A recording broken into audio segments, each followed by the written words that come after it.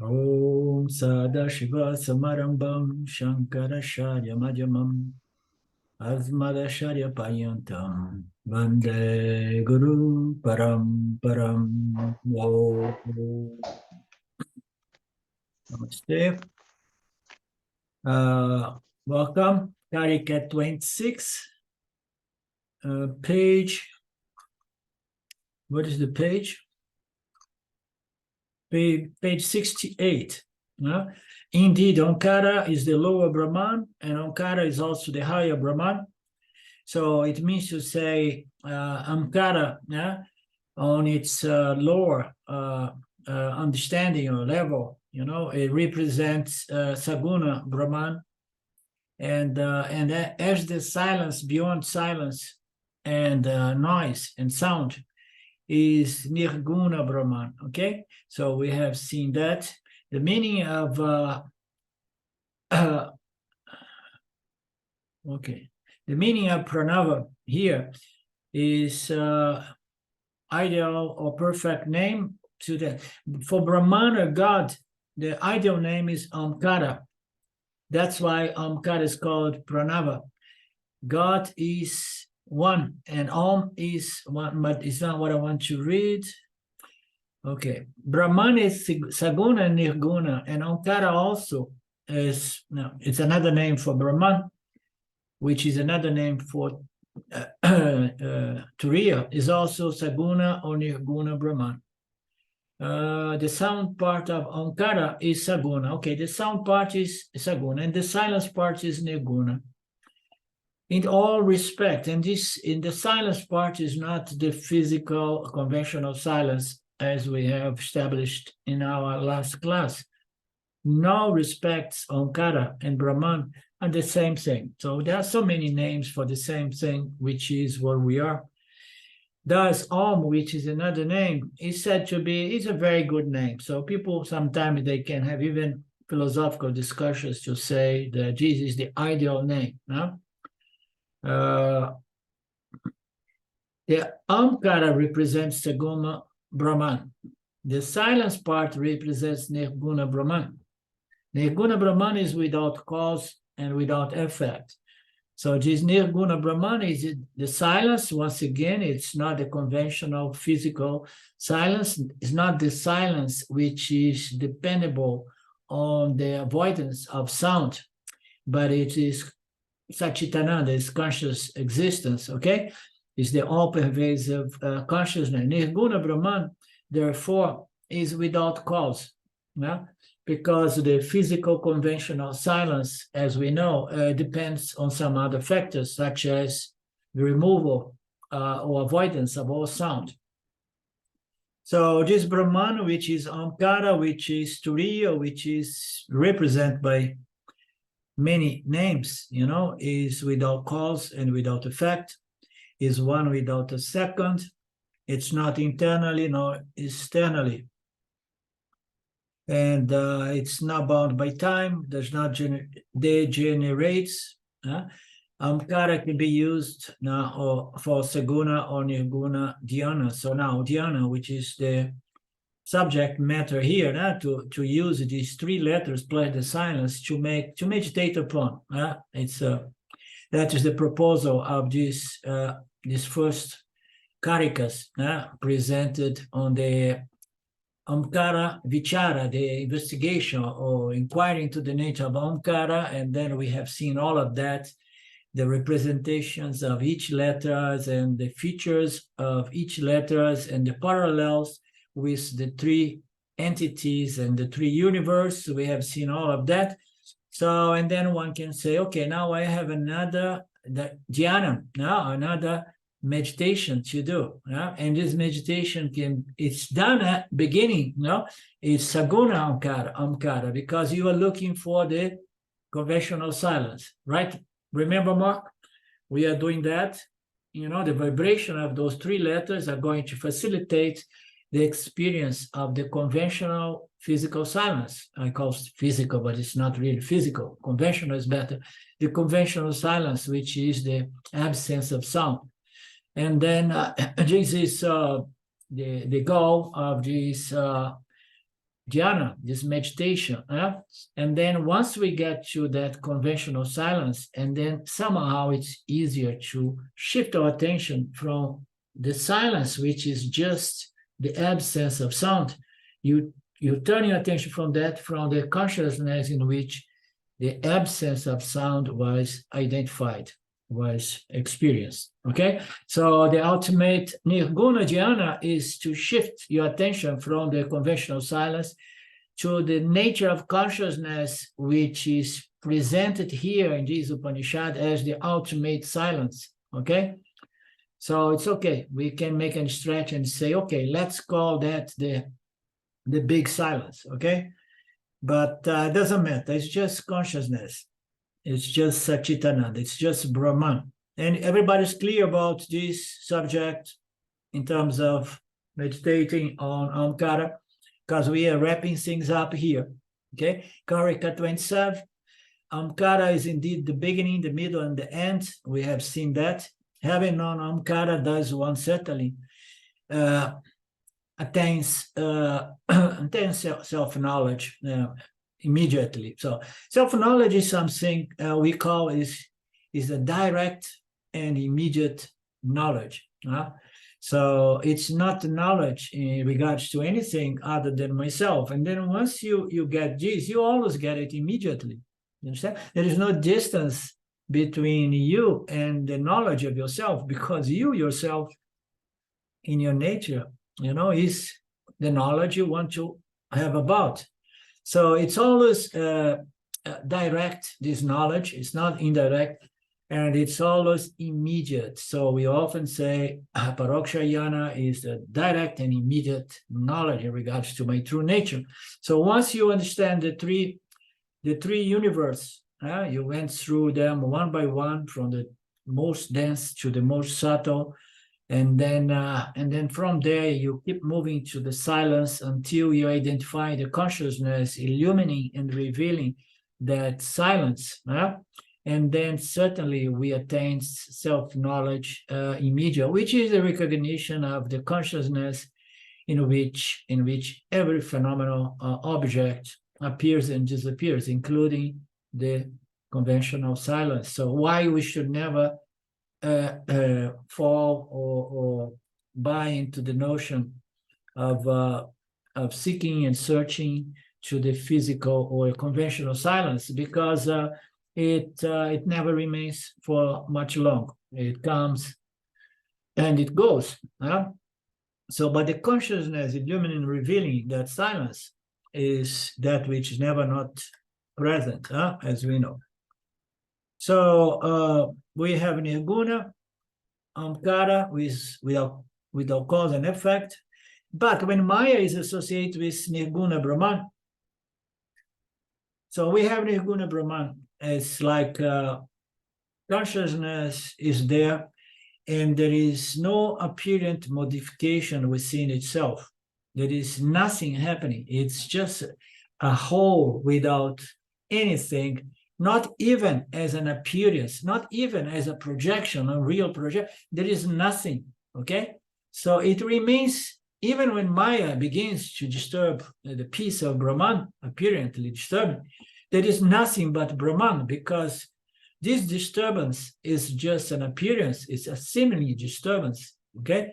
So, but here it says that Brahman is there in total peace, one without a second, and then Maya, the greatest pain in the butt, let's say, or pain in the neck, I say, let me just go there and disturb things a little bit. I can't disturb Brahman, but I can seemingly superimpose things on him.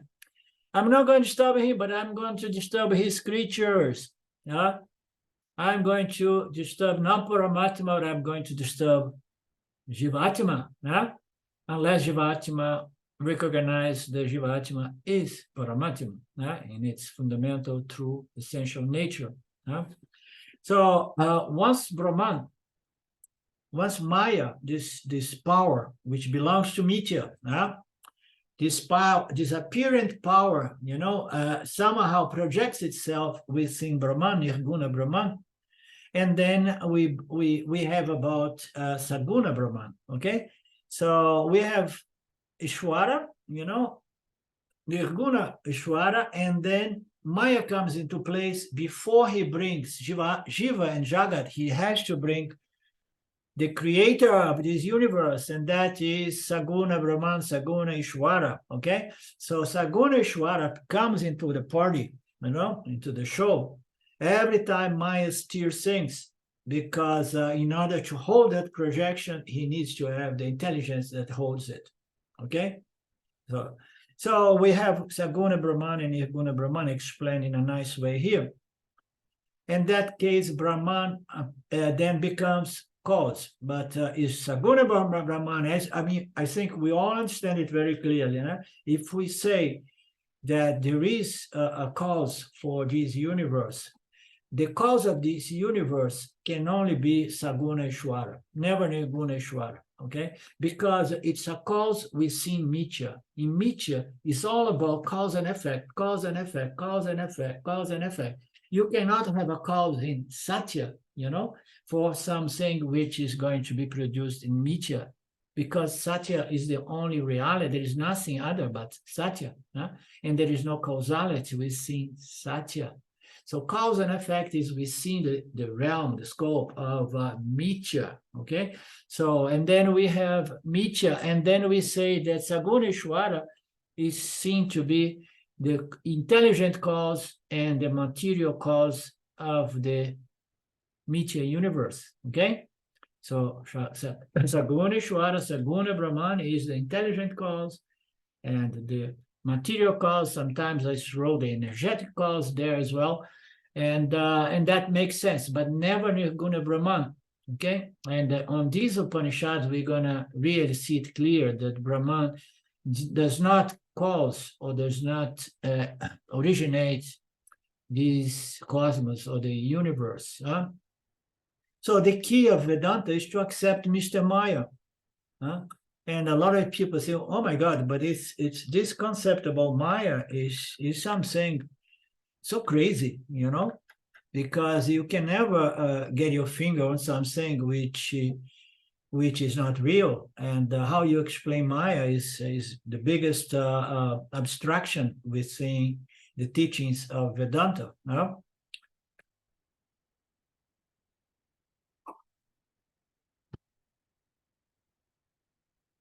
Okay, once you accept Maya, we'll say, okay, and then if we have Maya, and then there is an inquirer who is being presented here for the sake of all of us, he says, and then we have duality, Brahman and Maya, okay? And that's why I make a point to say again and again, there is no duality, Brahman and Maya, because Maya belongs to mithya, okay? Maya does not, but it's associate, but as a mithya phenomenon, a mithya principle that somehow projects itself or superimposes itself in pure, limitless consciousness. So once we accept Maya, and then we could come and say, and then reality is duality, okay? And reality is non-duality, as we know. There is no second reality. Brahman is the only reality. And when Maya is accounted, it is not accounted as another reality, but the beginning of a reality, okay? So Maya, I often say, is below the line between satya and mithya, okay? It's below that line, okay? We say that it's so, it's a power so close to Brahman, such as a power that someone, a talent, that someone has for art, which is so inherent to someone, but it's not what the person is. So there are many ways we're going to try to understand Maya, but there is no way the human intellect will be satisfied with any of these explanations, okay?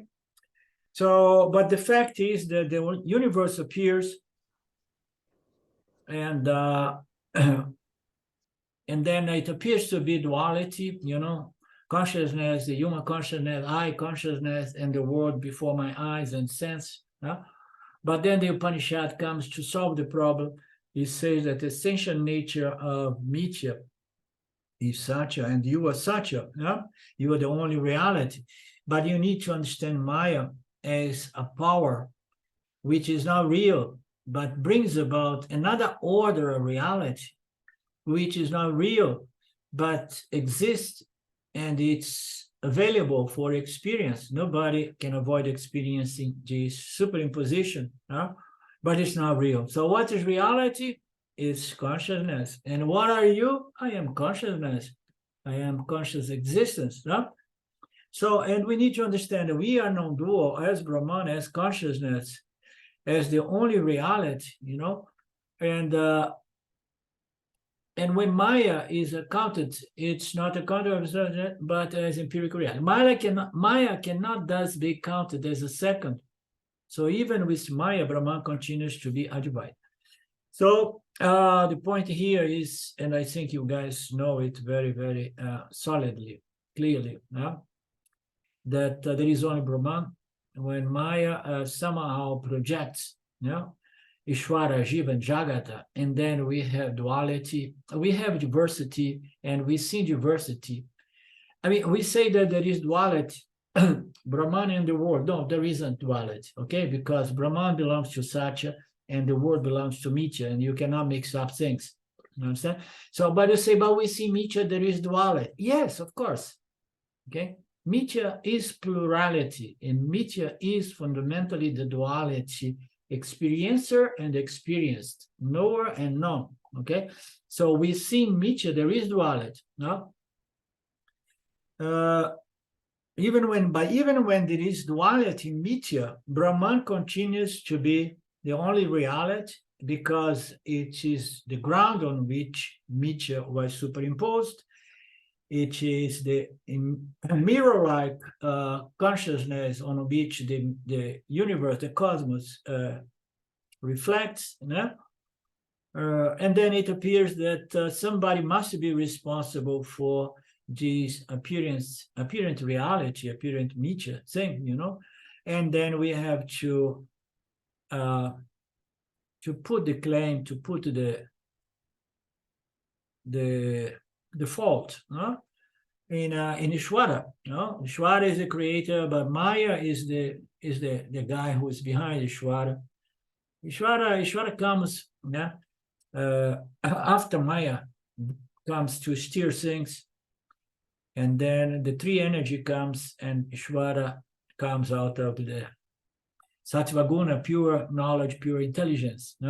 But the other aspects of Saguna Ishvara are there, the aspect that sustains and maintains the universe, and the ones that dissolves and destroys everything. So thus the meditation should be, I am Nirguna consciousness, I'm not Saguna consciousness. What would be Saguna consciousness? I am the mind. I am reflected consciousness, okay? I am guna-colored consciousness. I am human consciousness colored by all notions and concepts and experience I have acquired in many births. So no, I am Nirguna consciousness. I myself become, this is a strong statement, I, Nirguna Brahman, sometimes appears as Ishvara, when Maya comes and apparently projects this mirage-like cosmos on me. So, and then I am associated with Ishvara and Maya. No, I'm not. They are associated with me because they need me, because I'm the only source of reality. It's important we understand there is reality, and there is experiential things which are not real, but they still can be experienced. Okay, so all this mithya, all this aspect of Ishvara, Jiva, Jagata, is a reality which is available for experience. It has a status of appearance and availability for experience, but it's not really real. So, and then when we say that there is duality, satya, mithya, we need to immediately correct that misunderstanding by saying that there is no duality, satya, mithya, okay, Brahman and the world. Okay, why? Because satya is reality and mithya is a seeming reality. Okay, so if it was satya is reality, mithya is reality. No, but you know, the Vedanta, very careful, always put the appearance or seeming reality, okay? So it's a superimposition, it's a projection that happens within Brahman, within consciousness, and I am consciousness, and as I consciousness, I become Ishvara when Maya comes into play. I become a Vishwa as well, I become the three entities, I become the physical universe and the subtle and the causal universe. Everything is sustained by I consciousness every time Maya associates with me. Yeah?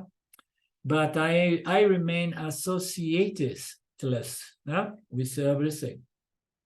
With Maya Shakti, I, Brahman, create this world, the awake universe, and with Nidra Shakti, I create the dream universe. Understanding the pranava in this manner, a person attains that Brahman Omkara immediately. Knowing Omkara, one knows that he is Brahman. So you can learn, in other words, this knowledge, which is the fructification of all our efforts, it can only be immediate, okay?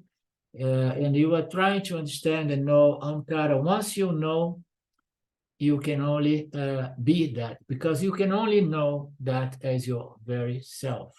You can never know it objectively, you cannot know it as dualistically.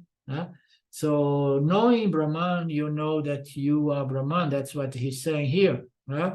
So knowing consciousness means I know I am consciousness. It's the only way we can know consciousness. But somehow, at the beginning, we develop indirect knowledge. We say, oh, I know everything about Brahman and I like it. No, Sachitananda. So, and I'm trying to get friendly and familiarized with this Brahman.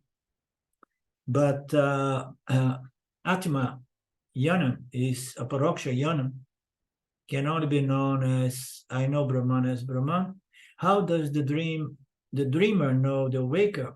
So it's impossible the dreamer to know a waker only upon becoming the waker. So how the Jivatma knows Brahman?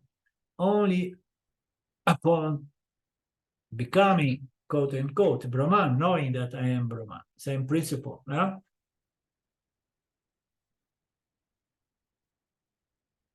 That is the awakening as a waker. Yeah? One wakes up as the waker from the dream, and one wakes up as Turiya from the awakening, experiencing entity. Yeah? It's a dream within a dream. Anything from you guys?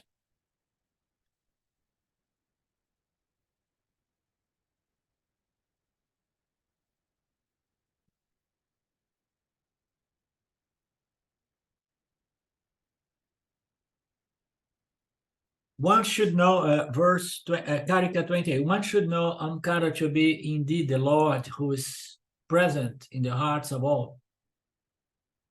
Having known Omkara, which is all-pervading, a discriminate person does not grieve. Okay, so more of the same. We should know Brahman to be indeed Nirguna Brahman, Nirguna Ishvara, to be the real Lord. And this Lord is always present in everything. And here we have that concept that Ramana Maharishi used to like, in the heart of all beings, in the hearts. So it is the core of all beings. It is the essential nature of all beings, human beings and other beings, and even inert beings. So it is the how you say? Forgot that word. Substratum of every being, okay? So we say that it's present in the core, in the hearts, in the sensual nature of everything. So I am the Lord, and I am Brahman or Omkara or Turiya. Having known Turiya, which is all-pervading, a person can only know Turiya having a discriminative mind, okay? So the qualifications being in place, and then this person does not suffer like the samsaris. So the grief here goes for psychological human suffering, which is the biggest problem about being a human being. So what does Vedanta do? It removes the psychological suffering, okay? And then one can live more peacefully and content and happy without depending on the field of experience, or circumstance to be happy. Okay, the silence part is Ishvara or Brahman. Brahman resides in the heart of everyone. What is this heart of everyone? It's presented here as Chit, the witnessing, the witnessing conscious principle, which is one aspect of Brahman, which is witnessing what? The absence of sound, the absence of thoughts.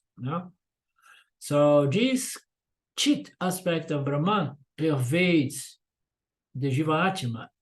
The Sat aspect of Brahman existent also pervades the Jiva Atma. So we have that as the residing in the heart of every living creature. And this is not subject to arrival and departure.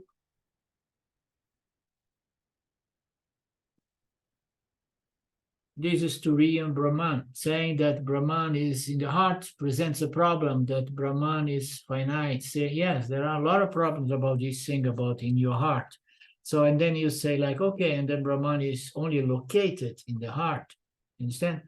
So all these dualistic experiential language always presents problem that needs to be immediately corrected, like Swami Paramarthananda is doing here.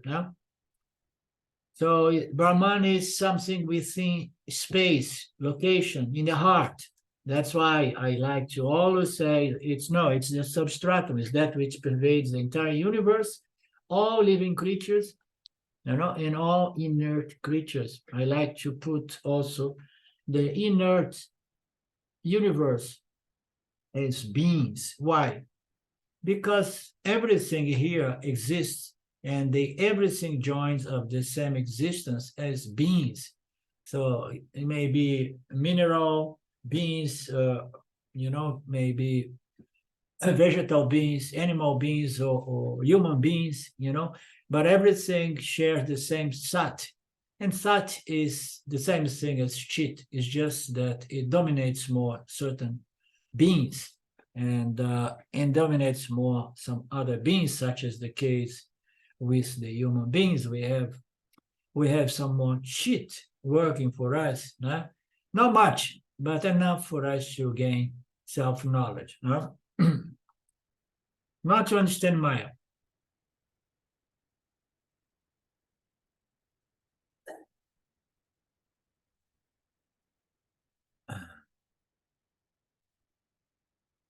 Everything is okay? Okay.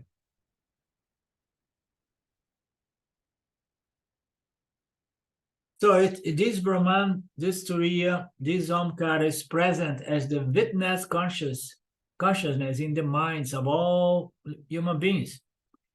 And then knowing Brahman as my own self is the only liberating knowledge.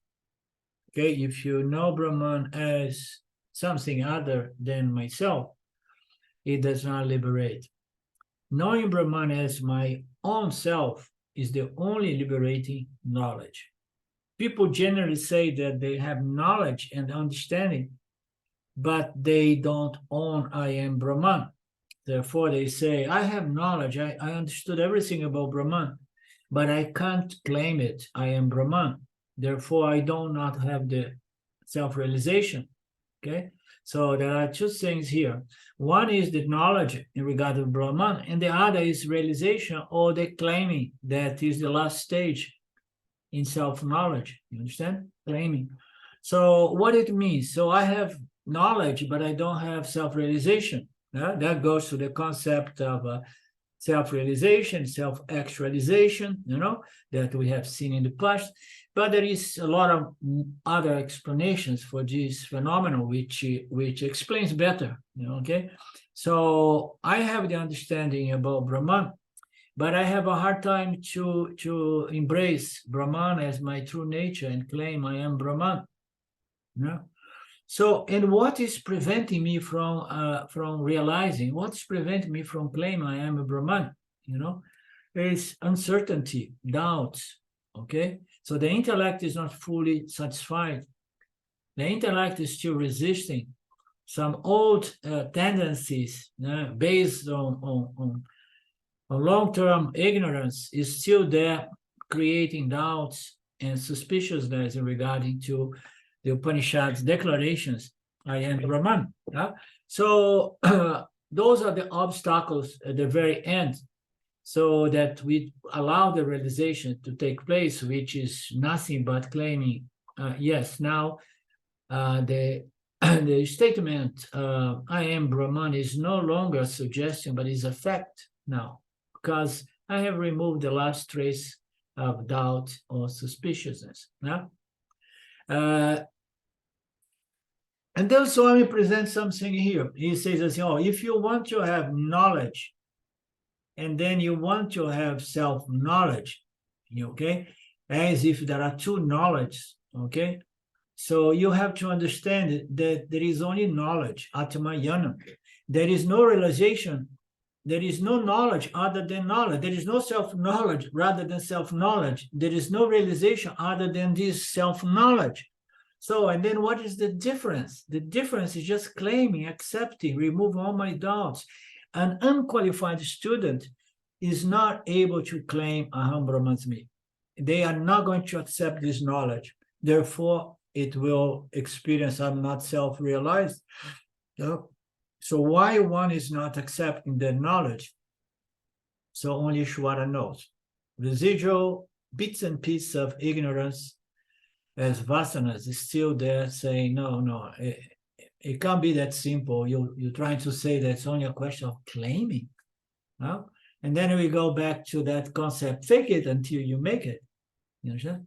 So even inside of your heart, you feel like, no, it's not really honest for me to say that, but at that stage of the game, it's very important to fake until you make it. Fake for yourself. I say, I'm 98% sure, okay? And then as Swami Paramahansa say, those 2% is going to prevent your self-realization. But at least you say, okay, no, I am 100% self-realized and I don't care for those 2%. And then by doing that and claiming again and again, every time the doubt comes, you remember, and you claim your true nature. And that goes along with doing your nididhyasana, trying to identify any possible hidden doubts, okay? So, but there is only one self-knowledge and there is only one self-realization. There are no two knowledge. We present this knowledge as direct knowledge and indirect knowledge, but the direct knowledge and indirect knowledge is all atma yana. They are the same knowledge in regards to yana. It's only a question of say, I know I am consciousness, okay? Or I know consciousness. But I know the knowledge is about that, but it has to be, as Swamiji says, claimed, owned, and internalized. Meaning to say, no, I have no longer doubts. All doubts I have dealt with, and now I have a firm conviction of self-knowledge. Conviction of self-knowledge is a nice concept, a nice wording, okay, which makes this knowledge to become realization, let's say. Whether one accepts self-knowledge as self-realization, meaning to say, I know I am Brahman or not, will depend on one's qualifications. The person who understands that this knowledge, and only this knowledge is liberating, has no more grief in life. So it's very important, this passage. So I spent some time in this last paragraph here. The person who understands that this knowledge is a liberated knowledge and there is no other knowledge, okay? And then this person is very close to claim it, you understand? So what I'm trying to say, you have to have a huge value for knowledge. It's the only means out of samsara, you understand? So the person who understands the value of knowledge, okay, will get liberated by knowledge. But the knowledge is the same. Okay, there is no second knowledge. Like you say, no, I just need to get more shravanam. Yeah? There is a point that you don't need more shravana. You know everything about Brahman. So you just need to claim it. Oh, but I can't claim it. And then at least at the most do your nididhyasana until you claim it with conviction. And once that conviction is there, and then the fear of death begins diminishing, because you know the consciousness is beyond time, mortality.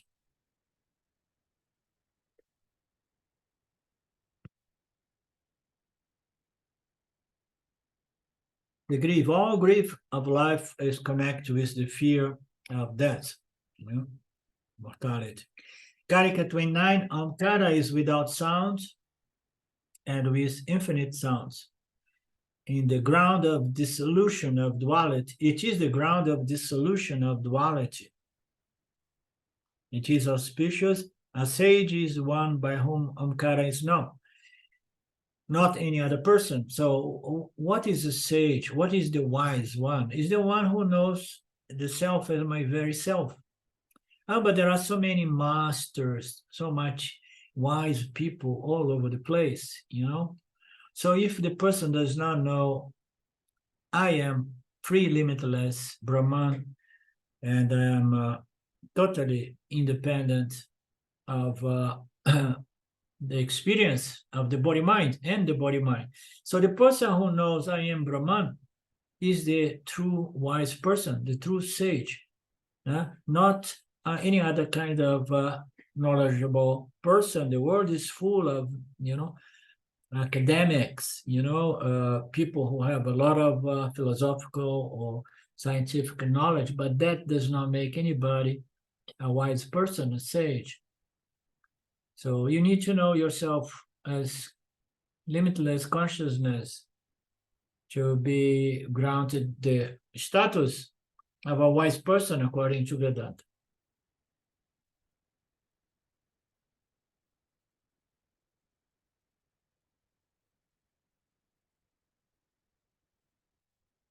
Okay. It's more of the same description, huh? He's just closing the first chapter here. Whoever knows Turiya, Agamaprakara completely, fully, doubtlessly knows that consciousness alone is real, Brahman alone is real.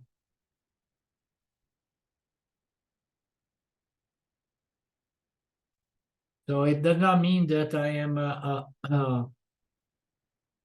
knowledgeable person academically, you know, and with many signs of being a sage or wise. No, you're only wise if you know Brahman completely. So how you can complete this knowledge? But this is very interesting that he put this word there, completely.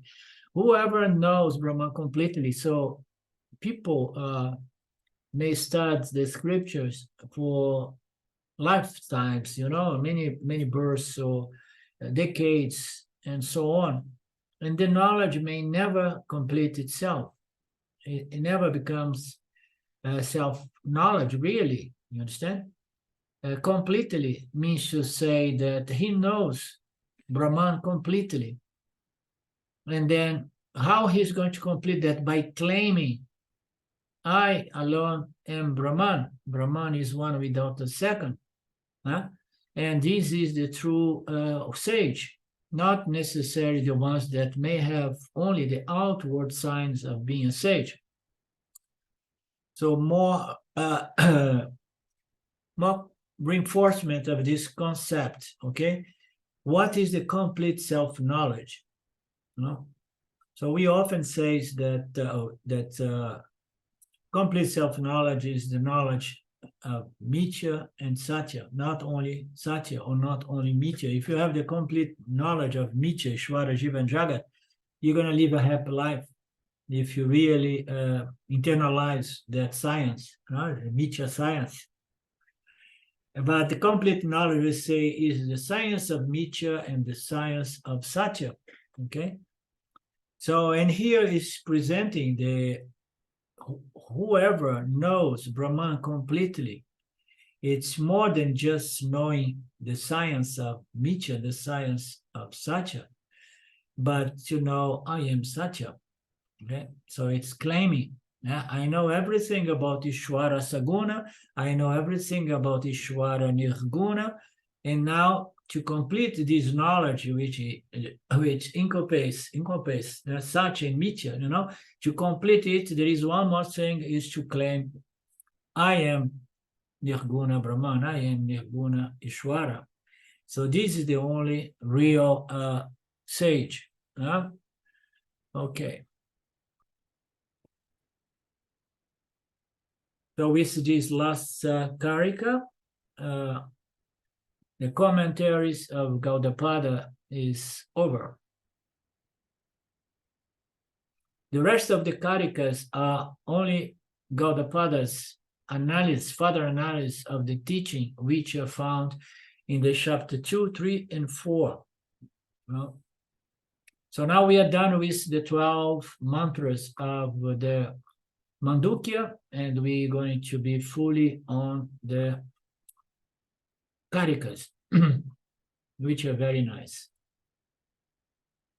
Okay, as I mentioned to you, I leave the summary to all of you. You may want to go only through the headlines to remember and to keep holding the picture of everything we did in the first chapter, okay?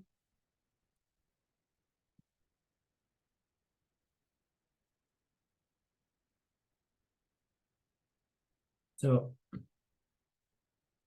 we have just completed the first chapter of Mandukya, Karika. In this first chapter, we completed the study of Mandukya also. So over, Mandukya is over, Mandukya Upanishad. We will now concentrate only on the analysis of Gau.apada, of the Mandukya Upanishad that goes through the following 3 chapters. They are called karikas, or analysis. In the first chapter, Gau.apada wrote general notes on the Upanishad in 29 karikas. So we have covered some karikas already in the first chapter. It was structured in a way that we did not go through only the mantras, but here and there, the relatives karikas were presented, okay, to make better sense and to support the mantras as presented by the rishi, the frog rishi, the rishi frog, or whatever.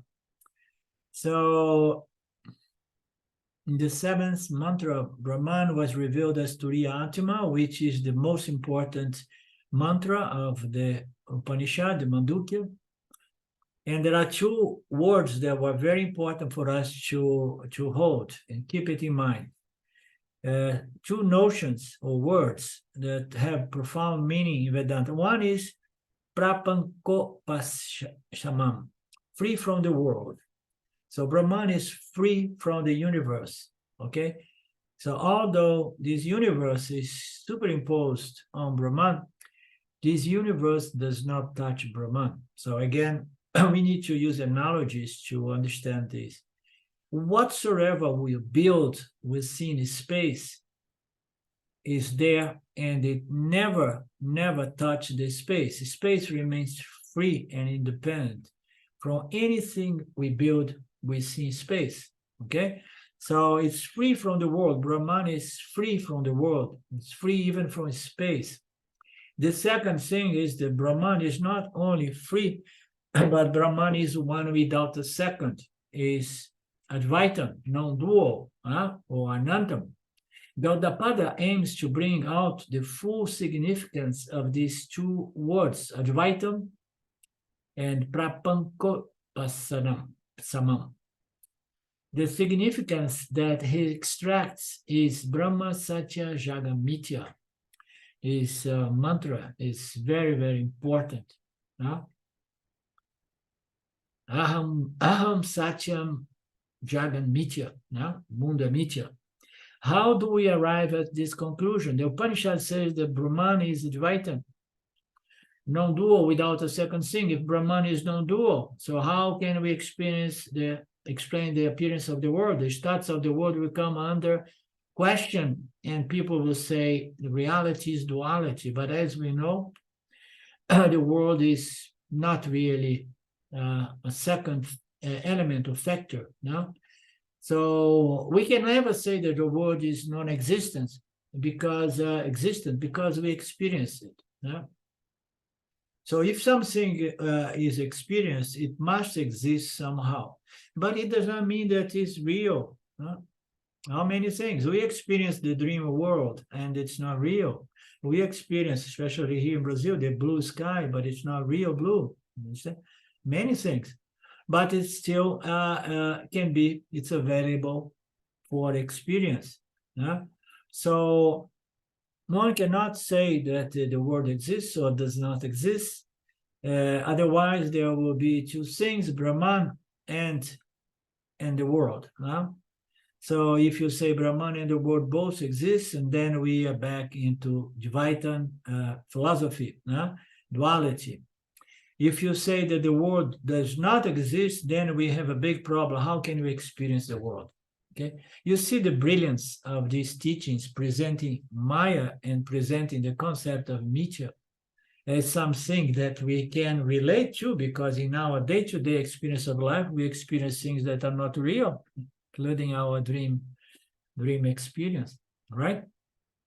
Mithya, this category is called mithya, is one of the most brilliant contributions of the Upanishads.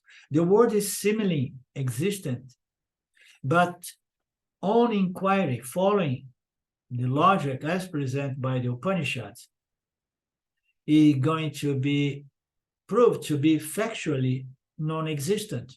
Such category is called mithya. Seemingly existent, but factually non-existent.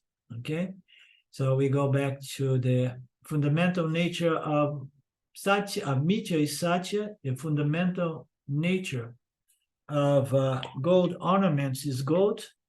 So from the standpoint of this analogy, so the ring appears to exist, but in reality, it has no value. It may have some utilitarian purpose, but in terms of real value, it's almost inexistent. Okay, so it's only gold. So it's only consciousness, and the world is just an appearance, a mirage. The teaching Brahma, Satya, Jagan, Mithya is conveyed by the words advaitam and prapañcopasamam. Advaitam means Brahma Satya, and prapañcopasamam means Jagan Mithya. To reveal this particular status of the world, Gau.apada takes the example of the dream universe. During the dream state, we experience the dream world very clearly. For a dreamer, the dream is not a dream, but is real. We have to understand every one of these suborders of reality appear to be real for their respective dreamers or waker or sleeper. So the entity in the certain state is going to relate to the dream world as real. So the awaker is going to relate to the physical material universe and the subtle world of thoughts, feelings, and emotion as real as well. From the standpoint of Vishwa, the world is real. From the standpoint of the dreamer, the dream world is real. The dreamer will never say that the dream world is non-existent or even unreal. He will never use the word simile to describe the existence of the dream world during the dream. But upon waking up, the dreamer will become the awaker. And then in retrospect, he will say, no, that was just a disturbance in my mind. It was a projection out of my mind. Yeah? But as we know, the dreamer never suspect that the dream world was not real or non-existent. The dream world is seemingly existent in dreaming, but on waking up, as we know, similarly, this world is seemingly existent for the awaker, but upon inquiry in the light of the teachings of the Upanishads, no, from the standpoint of Brahman, from the standpoint Aham Brahmasmi, this world is just like another dream. It's a mithya, jagan mithya, Brahman satya, I am Brahman. The world is mithya. So what is the a small nuance here, okay? The dream world is seemingly existent in dream, but on waking up, it's non-existent. Similarly, this world is seemingly existent for the awaker, yeah? But upon inquiry, in the light of the teachings of the Vedanta, from the standpoint of Aham Brahmasmi, because if I say that similarly, when I wake up, if I say, okay, as a waker, I know Brahman, I know Saguna Brahman, and I know Nirguna Brahman, but I still remain as the Jiva Atma, okay, with the knowledge of Saguna Brahman and Nirguna Brahman. Okay, so the world is going to be seen as just like a dream only if I stand in Brahman as Brahman, standpoint of I am Brahman. Okay, otherwise I remain as Jiva-Atma, understand Saguna Brahman and Nirguna Brahman. You understand? So I need to claim Aham Brahmasmi from that standpoint. And then I shift my identity from the dreamer to the awaker, and from the awaker to Turiya, to Brahman. And then from the standpoint, I'm not Brahman as something other than myself, an object of not, but from the standpoint of I am Brahman, I shift my identity. And the same way I shift from the dreamer to the awaker, you know, and from the awaking entity, yeah, awaker, I saw the dream as a dream. Now, from the standpoint of Turiya, Brahman, once I understand my true nature, and then from that standpoint, I see the awaker and the world of the awaker, no? Is just a dream. You understand? The second chapter established the mithya status of the world, and it's called, oh, it's these words, they kill me, okay? So this long, difficult name is another word for mithya, no? So we have to keep going there and just try to keep the minimum possible words, but never mind. I have trouble to spell these names. The third chapter is called Advaitam Prapañcopasamam. We establish Brahma, Satya, and the nature of Brahma, Satya, Satyatvam. Yeah? That Brahman I am, this is the third chapter that we'll see later on. Okay, we're going to go now in the second, we're going to be diving into the mithya nature of this world. Okay, mithya, mithyatvam. Yeah? And then on the third chapter, we're going to go to a very nice chapter. We did it in Brazil in September. We're going to dive into the Brahma nature, no? Brahmatvam, Brahma Satyatvam. Brahma I am. And the fourth chapter is going to be more like defending these teachings against objections raised by other systems or proponents of other systems, objectors. So this force is what I'm gonna do in during the February carnival dates in Brazil. We say that the world is seemingly existent and factually non-existent. Both statements are essentially conveying the same meaning. So we say that the world is seemingly existent. Okay, that's fair enough. But in reality, it's not really real. It's almost like non-existent. Okay?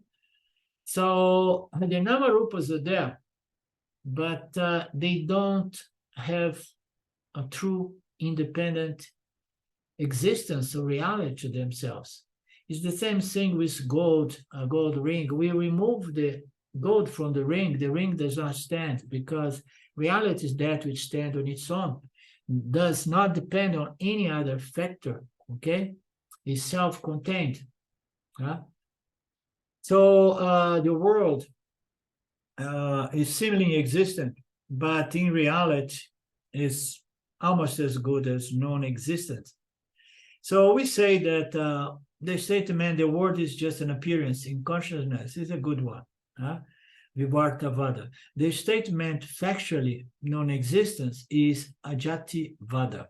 Okay, Vivarta-vada and ajati-vada are two different ways of looking at the mithya nature, mithyatvam, of the world, the nature, the apparent nature of the world. We're going to look from these two philosophical angles. One is that it is a seeming appearance, and then in the other, we're going to see which is as good as non-existent, okay? Which is the way Upanishads, these karikas of Gau.apada concludes in the end of the third chapter, just, proving that this world is not real at all. It's as good as non-existent.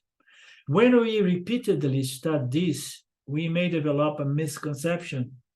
The chapters 2 and 3 and 4 of the karikas are so profound that people may develop certain misconceptions. One should be aware to avoid these misconceptions. These chapters continuously talk about the world as a seeming existence, okay, and not a factual existence, much like a dream in the mind of the dreamer, okay? So this, he's trying to say, let's keep in mind this fundamental misconception, okay? It needs to be removed, okay? So the next chapters are going to talk about the world as an appearance, okay? But this, in reality, it's not real. And what is the misconception is, so if we say that the world exists and available for experience, we may say that we have duality, okay? And otherwise, I have to explain how this world is there available for experience, although it's not real. So this may give rise to a misconception that Vedanta does not give much importance or value for the world and the world life. It may look like Vedanta is discrediting the world and the world life. Brahma, satya, jagat mithya. Yeah? So it means like, okay, Vedanta does not care for mithya world, okay? Vedanta describes the mithya world as unreal and no importance. Vedanta first reveals our higher nature with Turiya Brahman, and now in the second chapter is going to prove that mithya is as good as non-existent, okay? So the idea here, the misconception here is beyond that, duality or non-duality, is like if we prove by logic this world is as good as non-existent, So why to bother with living a life in the world and observing Dharma and, and doing our duties? If the world is mithya, is just non-existent, it's not real. So it does not mean that Vedanta discredits the importance of the world, and that's what he's going to get into here. So Vedanta first reveals our higher nature, always. Fire is not going to burn you, Arjuna. The water is not going to kill you either. The air is not going to kill you, dry you, and the fire is not going to burn. So this is your higher nature. It's a Turiya Brahman nature. This is always the first aim of Vedanta, to tell us that in every one of our texts. Once we come to Vedanta, we come from the standpoint that everything is Brahman, and you are Brahman in your true nature. Then, after having introduced you to your higher nature, Vedanta reveals the status of the world from the standpoint of our higher nature. From the standpoint of Brahman, the world is mithya, a mere appearance occurring within you. From that standpoint, the world is mithya and can never disturb me as my higher nature. So now we have my true nature, okay, which is totally free from the world, the only reality. This is the revelation, the final revelation of the Upanishads. And then it presents the world as an appearance which happens within Brahman. And from the standpoint, I am Brahman, the world is mithya, and from the standpoint of Aham Brahmasmi, the world can never disturb me. In my higher nature, I am safe and secure, knowing that nothing can touch or modify consciousness. So as consciousness, as Turiya Atma, which is not a doer or neither an experience, I cannot enter into or do any transaction. Now he's presenting another point here. But as Turiya Atma, as consciousness, I am just Satchitananda, but I can never be a doer and an experiencer of my results. As consciousness without association with Maya, Ishvara, and a body-mind complex, I cannot do any transaction. I cannot gain knowledge or experience. I need to become the ahamkara. I appear disguised as Vishwa. I enter into worldly transactions in the awakened state, which is the most important, the only really important. Vedanta repeatedly teaches from that standpoint of ahamkara, the disguise and the world are real. Okay, so we're going to stop here because we are over our time. But this is a very nice analysis that is going to be presented here to make us to understand, to help us to understand these three suborders of reality within mithya. So the physical, in which the Vishwa appears, and then the subtle, in which the Tejasa appears, and then the causal, in which the sleeper. So we're going to look at those three, and giving most importance to the Vishwa, which is the subtle body associated, hooked up to the physical body in a certain state called the awakening state. In that state, we need to understand that and own our inferior nature as Vishwa, and rather than run away and not give importance to the way we live and behave in this world. Okay, so Swami explains it very, very nicely, that to know I am Brahman does not freeze me from my responsibility in regards to my inferior nature, understand? And my roles in society and the way I behave and so on. So if I know Aham Brahmasmi, to begin with, my life my mithya life should demonstrate it by the way I react to the world. So we're gonna see much more, this and much more, beginning next Monday. And anything else?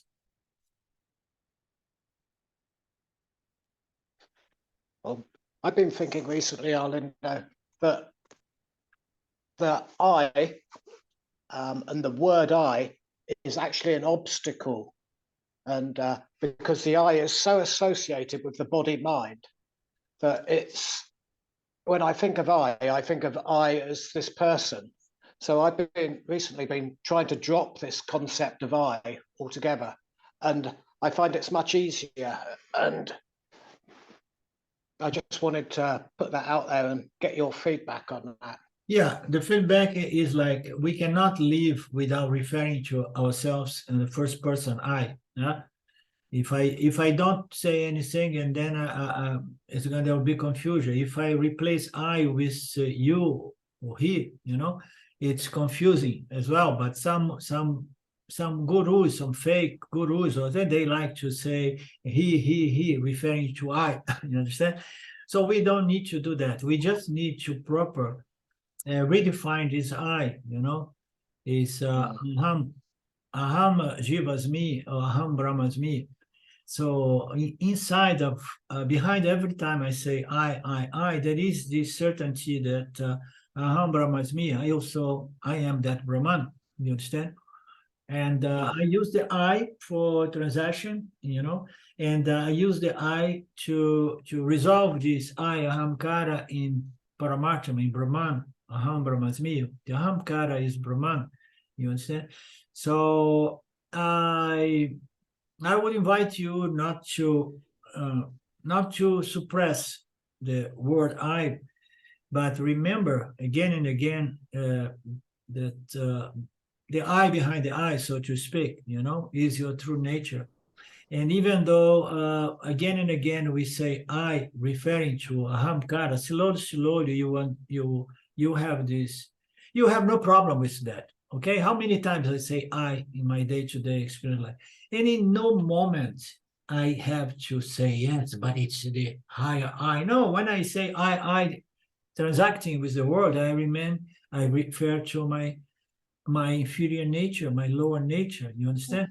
But when the knowledge is there, you don't need to again and again to reassert those things. It's there.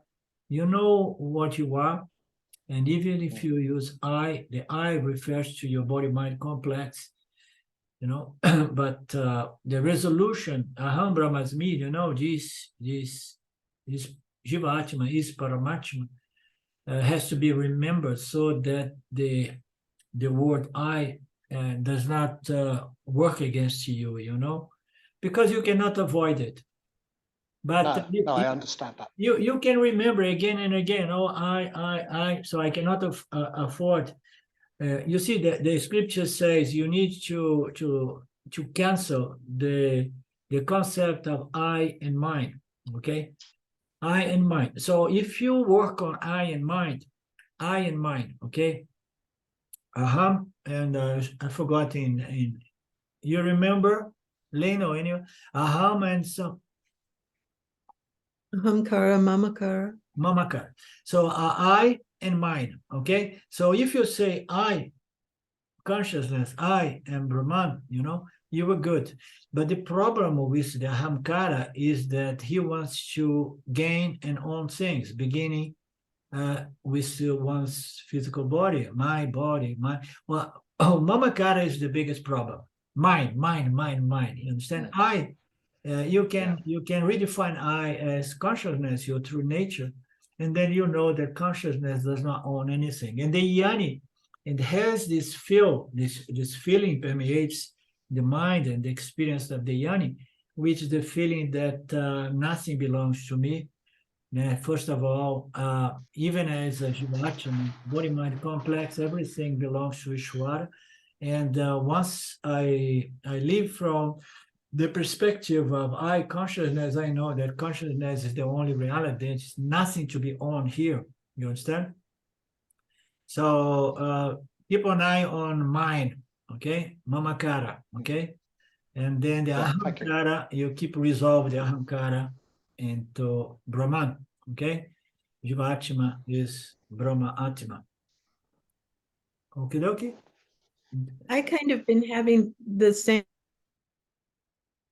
struggle, or though it's not really a struggle, but and I remember we were discussing that after knowledge, habit of thinking, and I was thinking, how do you replace a habit based on ignorance? Is just by a new habit. And so that's nididhyasana, is really just retraining that association in the mind. When that sound, it's just a sound, comes up in the mind. Ignorance is very, very profoundly hardwired, as we know, you know. Every time this I comes into play, we need to use I referring to the body mind, okay, when we do transactions. But when we are not doing transactions, then we can work on this sense feeling I, okay, which is subconsciously define itself as I, aham, body minds as me, okay? So in our quiet moments, without referring, we need to see if there is this sense of I am the body mind, and you know, and this body mind is mine, and so on. So this inner work is a very fine and subtle nididhyasana. You understand? So it comes up. You see, the ahamkara, which is the ego, is a very, very subtle and sneaky kind of entity. Yeah? Because what defines the ahamkara is this sense, I am the body-mind, the experiencer, the knower, and I originate my thoughts, feelings, and emotions, and so this sense, I am the body-mind experiencing entity, is very, very subtle. And we need to use the word I in our transactions, but when we are not transacting, we can definitely, Marco, observe this I sense coming. Okay, so I'm going to say again and again about something which was very helpful to me in a moment that is not much appropriate because we are unfolding the Omkara meditation. But the suggestion of Nisargadatta Maharaj, which was my guru for at least 10 years, was to hold on to the sense feeling I, period. Okay? I, which is a sense feeling of I am, I exist without adding any definition to it. You understand? So in our meditation, if we hold on to this sense feeling of I, which is this reflection of consciousness in the human intellect, without defining it to be the body-mind complex, it's a potent, it's a wonderful meditation. You stay there, you experience wonderful, peaceful states of bliss and so on, that Nisargadatta used to call it pure consciousness, which is not. So it made a lot of confusion because he used to call this meditation on this, holding on to the thought feeling sensation that I am, I exist, and you stay there. And this is consciousness pure. It means to say it's a reflection of consciousness to produce a human consciousness which holds on to I am, I exist without further defining itself as the body, mind, or any other thing. If you want to try, I find this a very direct and simple meditation, potent meditation, which is easy to do, holding on to this reflection without identifying it with the body-mind complex.